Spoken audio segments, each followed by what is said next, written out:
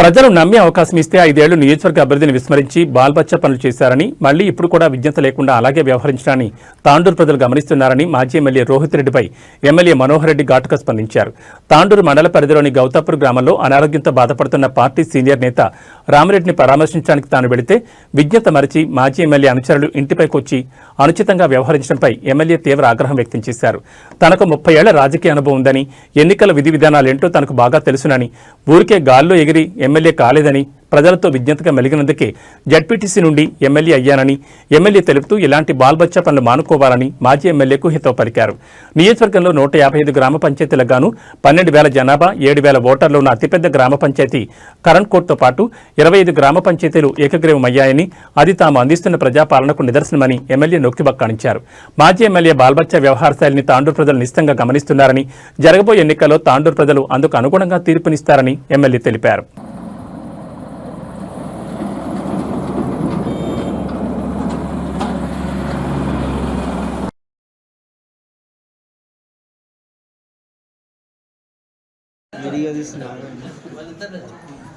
ఈరోజు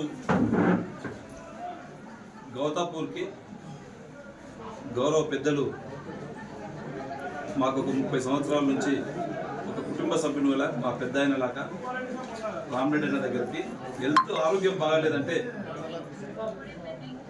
వాళ్ళ ఇంటికి పరామర్శించడానికి రావడం జరిగింది. వాళ్ళ ఇంటికి పరామర్శించడానికి రావడానికి వచ్చినందుకే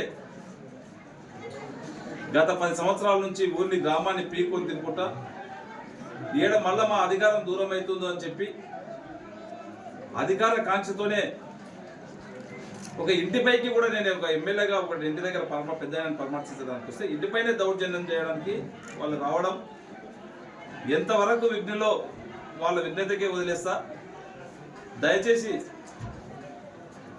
గత 5 సంవత్సరాలు మీకు అప్పచెప్తే ఆ బాల్బచ్చ పనులే చేసింది నియోజకవర్గానికి.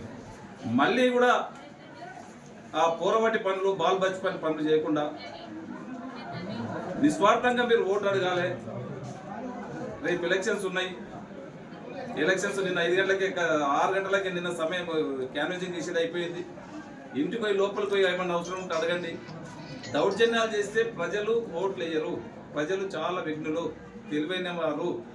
ఈరోజు దీన్ని అంతా కూడా గుర్తుంచుకునే తాండూరు నియోజకవర్గంలో ఎలక్షన్స్ ఉన్నాయంటే కాంగ్రెస్ పార్టీ మంచి పని చేస్తూ ఉన్నది. ఆ పనిని గుర్తించి 26 గ్రామ పంచాయతీలు, 155 గ్రామ పంచాయతీలలో 26 గ్రామ పంచాయతీలు యునానిమస్గా ఇవ్వడం జరిగింది. తెలంగాణ స్టేట్లోనే 2వ అతిపెద్ద గ్రామ పంచాయతీ అయినటువంటి కరణ్కోట్ గ్రామమే సబండ వర్గాలు ఉన్నటువంటి గ్రామము 12,000 పాపులేషన్ నుండి 7,500 ఓటర్స్ ఉన్నటువంటి గ్రామాన్ని కూడా యునానిమస్ కాంగ్రెస్ అభ్యర్థిగా అయ్యిందంటే మీరందరూ కూడా ఒకసారి ఆలోచన చేసుకోవాలా. ఇలాంటి ఇంటిపైనే మీరు దౌర్జన్యం చేయడానికి వస్తున్నంటే మీరు ఎంత నీతిమంతులు, ఎంత తెలివివంతులు ఇక మీకు నేను చెప్పవలసిన అవసరం లేదు.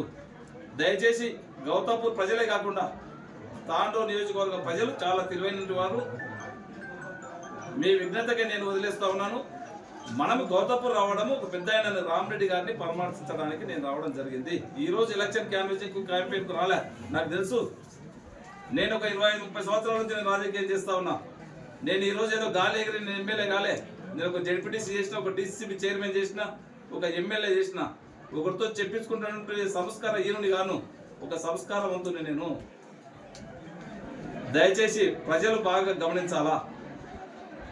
ప్రజలు గమనించుకోవాల్సిన అవసరం ఉన్నది. ఈరోజు గౌతాపూర్ ప్రజలు కూడా ఇక చాలా తెలివైన వాళ్ళు. తాండూరు నియోజకవర్గ ప్రజలు గమనిస్తూ ఉన్నారు మంచి చెడుని.